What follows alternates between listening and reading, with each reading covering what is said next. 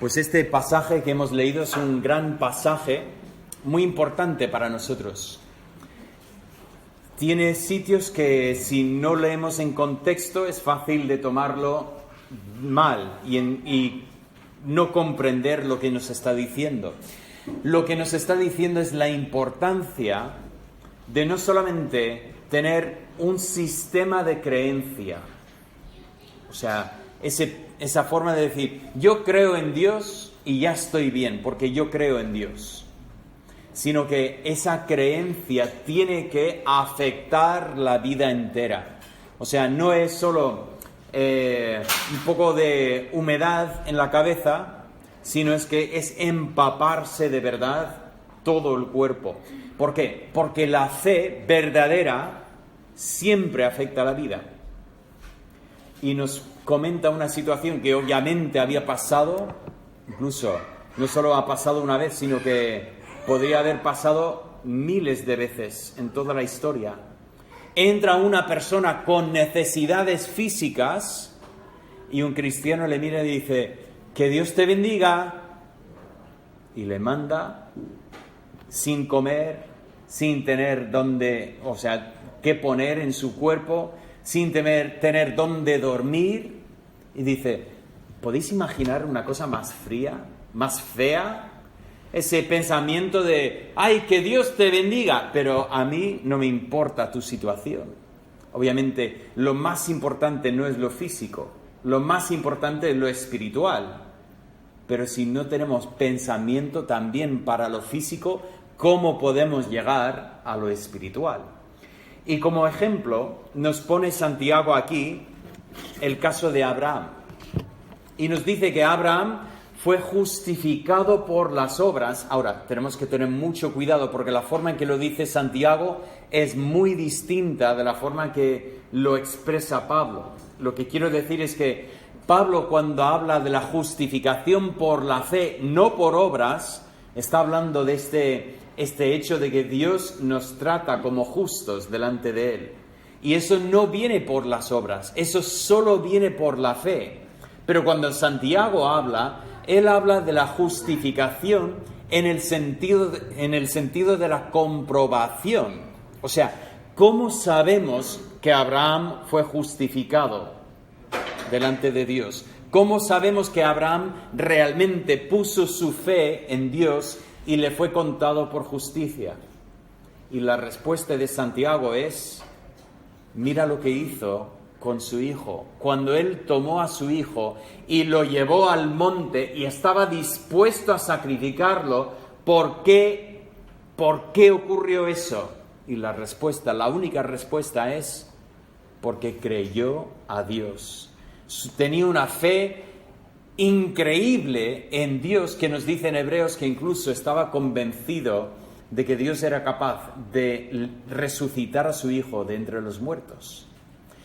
Por lo tanto, Santiago nos está hablando de la importancia de tener una fe viva. Lo pone como ejemplo también los demonios, que dicen, los demonios, ¿sabes qué? Creen delante de Cristo. ¿Qué decían los demonios? Sé que eres el Hijo de Dios. No nos eches al abismo.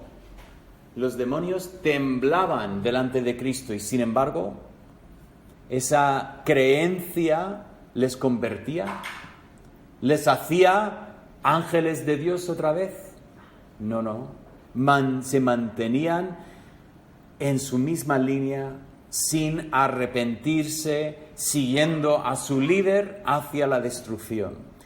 Y Santiago nos dice, hermanos, vamos a tener una fe viva, una fe que realmente se demuestra ante el mundo, y esa es la importancia. Pero en medio de todo este tema, Santiago saca el ejemplo de Abraham. Y en las próximas semanas quiero estudiar la vida de Abraham. He puesto aquí un poco de introducción para entrar en el libro de Génesis. Entonces hoy vamos a poner un poco del trasfondo que necesitamos en estas semanas siguientes para estudiar la vida de Abraham. Pero cuando empezamos en la Biblia, ¿dónde empieza la Biblia? En el principio, por supuesto. Empieza con la creación. Los primeros 2 capítulos tenemos la historia de la creación. ¿Y cómo es esta creación? Una palabra para describir la creación: buena, perfecta, preciosa. O sea, una creación que es como su creador, un reflejo fiel de su creador. Pero cuando miramos por la ventana, vemos esa misma creación, todavía mantiene su belleza, hasta podría decir que mantiene algo de su perfección, pero no del todo. Esa creación, algo ha ocurrido en este mundo, algo falla en este mundo. Todo es bonito, pero todo tiene su problema. Tú has visto un jardín precioso, te prometo que hay un jardinero detrás que le dedica horas y recursos para que esto pueda estar como está. ¿Por qué? ¿Por qué ese cambio? Y la respuesta se encuentra en los capítulos 3 al 11 de Génesis. ¿Qué es lo que encontramos en este pasaje? Encontramos la caída del hombre y vemos que el hombre cae en picada. O sea, es no un desliz, no es tropezar, sino que el hombre cae de verdad. ¿Qué historias tenemos? Bueno, tenemos primeramente la historia de Adán y Eva en el capítulo 3, cómo rechazan a su creador y escogen su propio camino, desobedeciendo a Dios, incluso sabiendo perfectamente las consecuencias. En el día que comes de él, ciertamente morirás. Y escogieron la muerte antes de la vida con su creador. En el capítulo 4 tenemos la historia de Caín y Abel y vemos como este hermano Caín levanta su mano contra su hermano Abel y lo mata en sangre fría. Incluso cuando Dios le pregunta, por cierto, Caín, ¿dónde está Abel?, contesta con ese orgullo ante Dios diciendo, ¿soy yo guardián de mi hermano? ¿Qué pasa? ¿Por qué me preguntas a mí? Continuamos en el capítulo 5 y encontramos que ese mundo de aquel entonces llega a ser tan malo que Dios lo describe como ninguna cosa buena en todo lo que ve. Toda imaginación del corazón del ser humano era solo lo malo ante Dios. Hasta el punto que Dios dice, voy a destruir el mundo entero y solo voy a guardar a una persona, a Noé. Noé, que halló gracia ante los ojos de Dios y Dios lo salvó por medio del arca, mientras el resto de la creación fue destruido. Pero incluso este Noé demuestra algo de esta caída. Vemos en él y en sus hijos después de él todavía esa misma semilla del pecado que trajo la caída del ser humano. Y llegamos al capítulo 11 y encontramos al mundo otra vez montando pues esa rebeldía contra Dios, haciendo una torre para llegar hasta los cielos, para así atentar contra Dios. Ahora, es en este contexto que de repente aparece la figura de Abraham.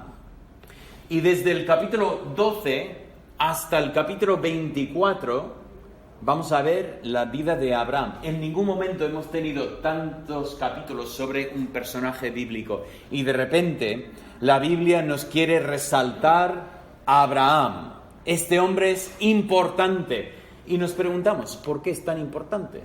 Realmente, desde el 11, la segunda parte, hasta el 24, es Abraham, Abraham, Abraham.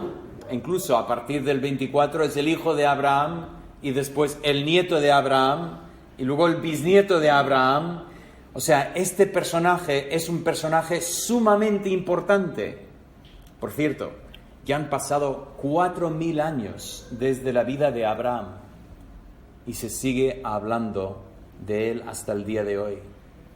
No solamente en los cristianos hablamos de Abraham, sino los judíos, por supuesto, lo ven como el padre de la nación, e incluso los musulmanes hablan de Abraham. Es un personaje que está en común en esas tres religiones, pero nos importa poco la religión. Es un personaje importante desde el punto de vista de Dios. Estaba mirando unos datos sobre Abraham. Aparece en la Biblia 231 veces. Si buscamos su nombre, 231 veces. Para poner un poco de contexto, Adán solo aparece 23 veces en la Biblia. Y si buscamos a Noé, 47 veces. Pero luego Abraham está por todos sitios en la Biblia. Incluso noto esta frase, el Dios de Abraham. Curiosa frase. El Dios de Abraham. Ese personaje que es tan importante que Dios se vincula con él. Es el Dios de Abraham. Esa frase 11 veces la tenemos en la Biblia. Y nos preguntamos, ¿por qué era tan importante este personaje? Tiene tantos capítulos, tiene tantas menciones de su nombre y tiene hasta esta vinculación con Dios. ¿Por qué es tan importante? Para contestar esta pregunta, pues quiero ir a este pasaje que hemos leído juntos. Dice así en Santiago 2:23. Y fue llamado amigo de Dios. Pensad por un momento en estas palabras. Abraham fue llamado amigo de Dios. Cuando buscamos en la Biblia encontramos muchos amigos que pueden aparecer en la Biblia. Un amigo nos dice que Judá tenía un amigo, no era precisamente el mejor amigo, si leemos la historia, pero bueno, tenía un amigo. Tenemos también a Jonatán, este hijo de David, que tenía el mismo nombre que su amigo de la infancia. Él también era un amigo de otro y tampoco precisamente para el bien. O sea, es curioso, no encontramos muchos amigos en la Biblia, los encontramos. Pero esta frase, sinceramente, me deja sin palabras. Abraham fue llamado amigo de Dios. Quiero considerar este pensamiento y meditar un poco juntos en esta mañana en este personaje que era amigo de Dios. Tan importante era que Dios lo llamó su amigo. Bien, para hacer esto vamos a entrar primeramente en este contexto de las Escrituras, porque lo que nos dice Santiago, se cumplió la Escritura que fue llamado amigo de Dios. Por cierto, hay dos pasajes. Primeramente dice, se cumplió la Escritura que creyó a Dios y le fue contado por justicia. Hablaremos de esto más adelante. No podríamos hablar de Abraham sin hablar de este pasaje que llega a ser incluso un capítulo entero de Romanos se dedica a esa frase. Así que lo veremos, pero hoy no. Pero la siguiente frase, y dice, y fue llamado amigo de Dios. Es curioso, encontré un comentario que decía, bueno, realmente eso no es una cita de la Escritura. Bueno, sí, es una cita de la Escritura. Dos veces en la Biblia tenemos este pensamiento, ¿vale? Acepto el pensamiento que no es una cita de una sola Escritura, pero es un pensamiento de la Escritura. La primera vez que lo encontramos es en Isaías 41:8. O sea, ya no estamos hablando de Génesis. Esto es algo que obviamente el pueblo comprendía mucho más tarde, y pues lo tenemos por primera vez en Isaías 41:8. Dice, pero tú, Israel, siervo mío eres, tú, Jacob, a quien yo escogí. Ahora, todo esto es palabras al pueblo de Dios en los tiempos de Isaías. Pero fijaos en esta palabra, descendencia de Abraham, mi amigo. Esas son las palabras de Dios que dice, vosotros sois descendientes de mi amigo Abraham. Abraham era amigo de Dios. También tenemos el pensamiento en Crónicas. Ahora puede que me digan, pero David, Crónicas viene antes en la Biblia. Sí, aparece en el orden de libros que nosotros tenemos, pero en cuanto a composición es después de Isaías. Y ahí leemos: Dios nuestro, nos echaste tú, los moradores de esta tierra, delante de tu pueblo Israel, y la diste a la descendencia de Abraham, otra vez más, tu amigo, para siempre. Y así continúa el pasaje. Pero tenemos este pensamiento: Abraham, tu amigo. Dios lo dijo y el pueblo lo aceptó, y hasta el día de hoy ese pensamiento de Abraham, el amigo de Dios, se mantiene, ese pensamiento. Ahora, pensemos por un momento en cómo funciona esto, que el Dios del universo tenga un amigo. Entramos un poco en el contexto histórico. La verdad es que Abraham no es el primero en la Biblia que vemos que realmente entabla una relación especial con Dios. Antes de Abraham encontramos a varios nombres aquí. ¿A quién tenemos? Pues Adán y Eva, que los encontramos haciendo o comentando en Génesis 3:8. Pues ese día precisamente no eran en ninguna amistad con Dios. Este día en particular estaban escondidos de Dios. Pero lo que nos dice es que Dios bajaba así por la tarde. No hay nada mejor que ese momento por la tarde, cuando ya se va un poco el calor y ya tienes una brisa fresca, el sol ya no pega y sales a pasear. Y Dios vino al encuentro con ellos para pasear con ellos en el huerto. Pero tristemente ese día se escondieron de Dios porque habían pecado y no querían ver a Dios ni querían que Dios los viera a ellos. Pero nos habla de la relación que tenía Adán y Eva con su Creador, que incluso paseaban con Dios para charlar, una relación de amistad. En el capítulo 5 encontramos otro personaje, Enoc, y nos dice de Enoc algo curiosísimo. Nos dice que anduvo con Dios, andaba con Dios, y luego llegó el día en que andando con Dios no estuvo.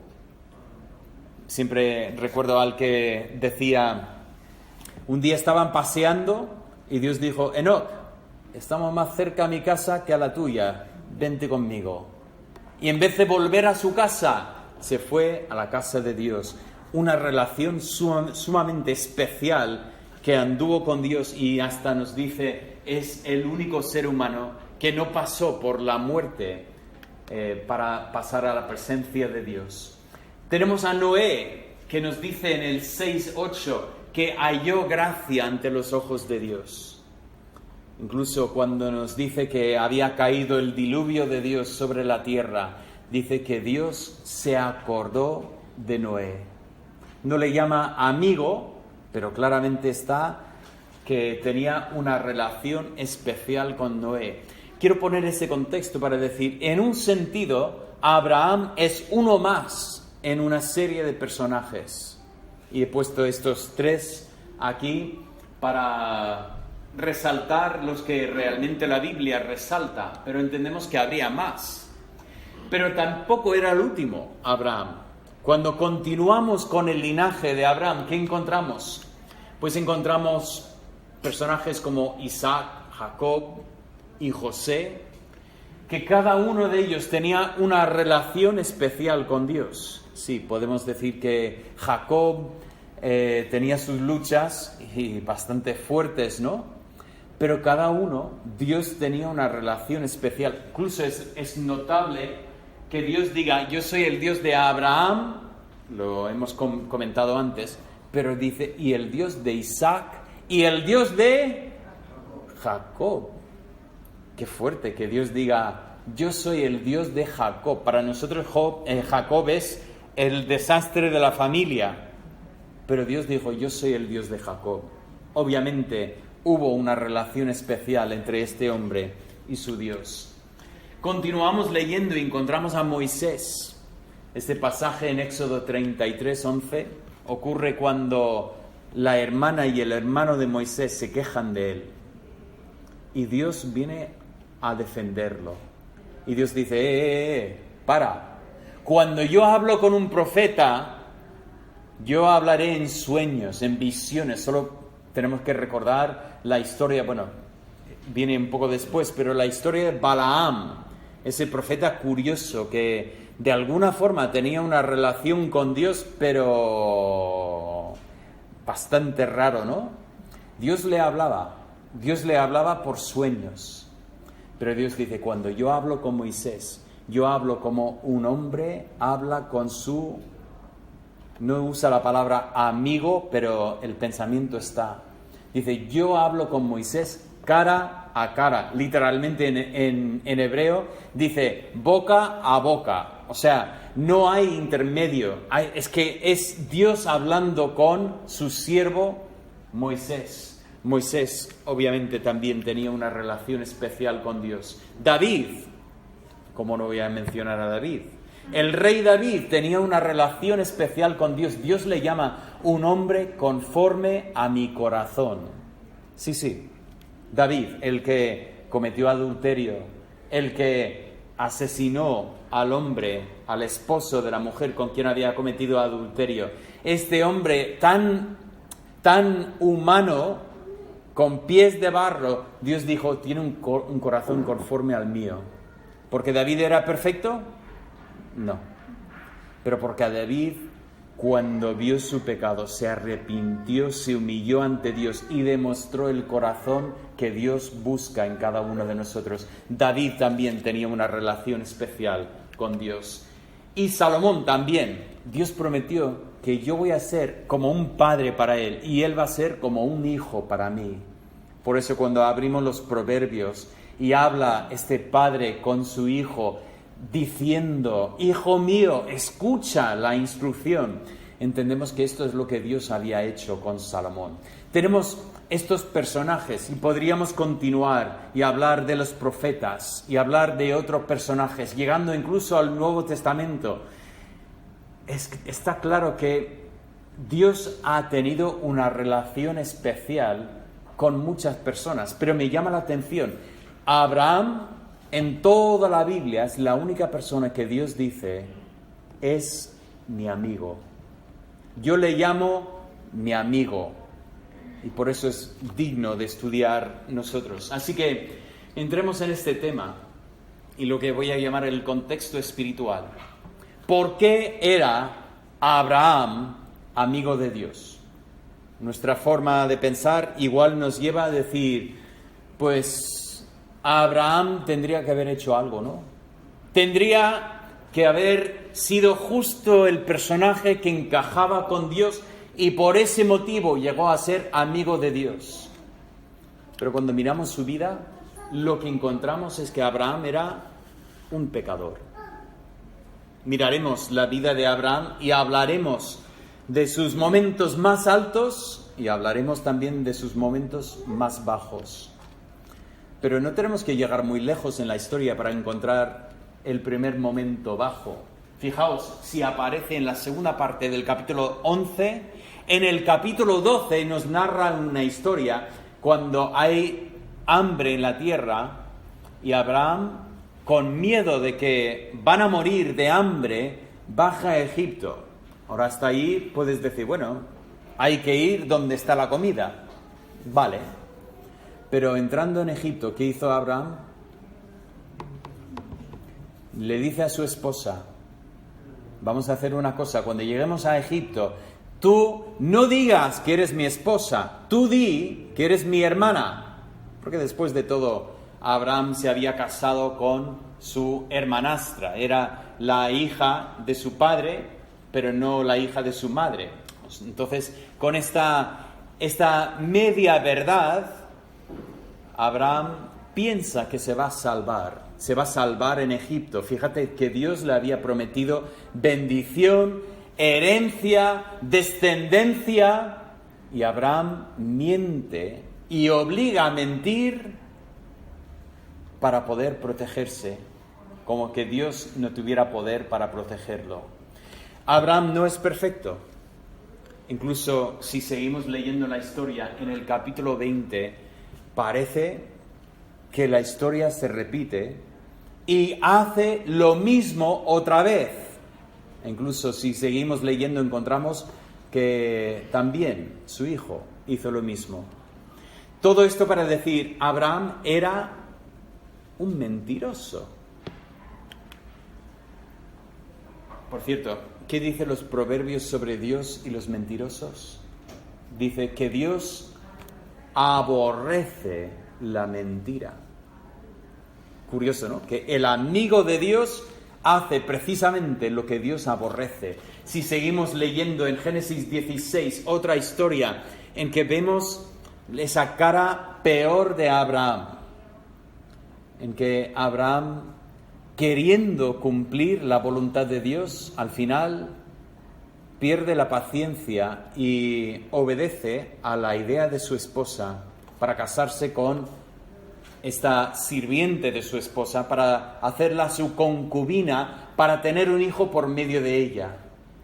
Un desastre en la historia de Abraham, un desastre realmente en todo este contexto de lo que está ocurriendo aquí. Y sin embargo, ¿qué es? Es una falta de paciencia.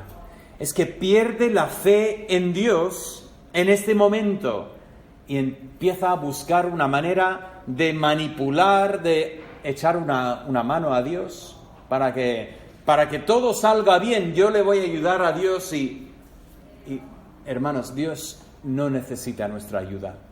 Dios no está diciendo, madre mía, mira lo que tengo aquí, pues si alguien tiene una buena idea, pues sería el momento para hablar, por favor. Dios jamás se encuentra en esa situación. Entonces digo, Abraham es un pecador.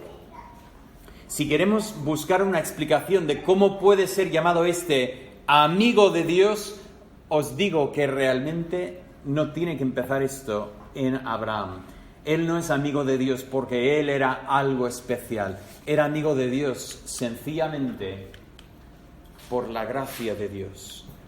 Porque Dios en su gracia se abrió con Abraham para tener una relación con él. Dios buscó amistad en Abraham, más que Abraham buscó amistad con Dios. Y en este tema, pues voy a presentar las dos palabras que vamos a enfocar o mirar en este tiempo que estamos meditando sobre la vida de Abraham. Las dos palabras son promesas y pruebas. Abraham es una historia de promesas y pruebas.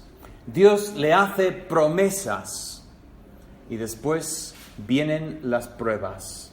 Pero tanto en las promesas como en las pruebas, ¿qué es lo que encontramos? Esa palabrita de 2 letras, fe. Dios hace la promesa y Abraham tiene que creer lo que Dios ha dicho. Vuelvo a decir, tenía sus momentos fuertes en que decimos, no puedo creer. Yo no tendría la fe que tiene Abraham. Y tiene sus momentos en que decimos, Abraham, ¿cómo haces esto? Cuidado, un día estaremos con él en la presencia del Señor y no queremos que se nos acerque para decir, hablemos tú y yo un momento, porque yo también he visto cosas de tu vida, ¿no?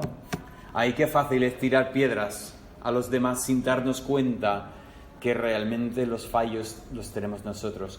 Pero qué bonito estudiar esto y ver que la misma fe de Abraham, Dios puede obrar esta fe en nosotros para que nosotros confiemos más y más y más en las promesas de Dios. Y luego mirando estas pruebas, qué importante es esto, porque las pruebas vienen para todos. Todos tenemos que pasar por pruebas. Estamos confiando en el Señor, vendrán pruebas para que sigamos confiando, incluso para que crezcamos en nuestra fe. Y creo que en estas pruebas de Abraham hay muchísimas lecciones que vamos a necesitar. Cuanto más aprendemos de Abraham, más vamos a ver, oye, por ahí he pasado yo, por ahí estoy pasando, por ahí seguro que voy a pasar pronto. Tengo que aprender para poder seguir confiando, para seguir con la fe firme en Dios. Por lo tanto, llegamos a este pensamiento precioso hoy. Abraham era amigo de Dios, pero no era algo único para Abraham. Lo que es realmente este pensamiento es algo que Dios quiere tener con cada uno de nosotros. Dios quiere tener una relación personal, especial, íntima con cada uno de nosotros. Cristo en el Nuevo Testamento, bueno, esto es en la introducción del Evangelio de Juan, que tenemos esta frase: mas a todos los que le recibieron, a los que creen en su nombre. ¿Qué significa recibir a Cristo? Significa creer en Él. Dice, les dio potestad, el derecho de ser llamados hijos de Dios. Esa es la relación que Dios quiere tener con nosotros. Dios quiere ser nuestro Padre y que seamos nosotros sus hijos. Esta es una relación de intimidad, una relación especial, y Dios quiere así tratarnos. Por lo tanto, entendemos que la clave de esta relación es la fe. Hablaremos, yo creo que en cada mensaje, de la fe de Abraham. No podemos escaparnos de esa capacidad de Abraham de creer lo que Dios estaba diciendo, de tomarlo y tratarlo como sustancia. Dios le prometió y Abraham dijo, así será. Si le preguntaba a Sara, ¿pero cómo? Decía Abraham, cariño, no lo sé, pero solo sé que así será. ¿Pero cuándo? No lo sé, pero sé que será. Y eso es lo que nosotros tenemos que hacer. La clave es la fe. Nosotros, cuando hablamos de esta relación, no nos dejemos engañar por los que nos dicen que todos somos hijos de Dios. Todos somos creación de Dios. Pero nosotros, como creación de Dios, nos hemos desviado de su presencia y nosotros no tenemos el derecho de llamarnos a nosotros mismos hijos de Dios. Si somos pecadores delante de Dios, no somos hijos de Dios. Pero Dios mandó a su Hijo precisamente para tomar a nosotros que somos enemigos de Dios y convertirnos en hijos suyos. Y la clave es la confianza, creer en Él. Pero cuando una vez que somos hijos de Dios, que hemos sido trasladados de la oscuridad a la luz, pues la clave sigue siendo la fe de Abraham, porque tenemos que aprender a confiar en Él y continuar a pesar de las pruebas que vienen en esta vida. Vamos a estudiar las 3 promesas de Dios a Abraham. Estas promesas que son sumamente importantes porque es la estructura de todo lo que estamos viendo. Ahí tenemos esta promesa que Abraham cree. Pero luego a continuación vamos a estudiar 8 pruebas de la fe de Abraham. Iremos capítulo por capítulo, historia por historia, y viendo cómo son las pruebas de la fe de Abraham y cómo se aplican en nuestras vidas. Estaba pensando en la amistad, y la amistad siempre requiere una inversión de tiempo. A veces, a veces tener amistades, podemos ser un poco egoístas y decir, no, pero yo quiero mi tiempo. Yo no quiero invertir en amistades porque al final traen problemas, igual hay roces, hay dificultades y a veces podemos llegar a ser un poco solitarios, sencillamente porque la amistad requiere un esfuerzo, pero la amistad siempre trae grandes bendiciones.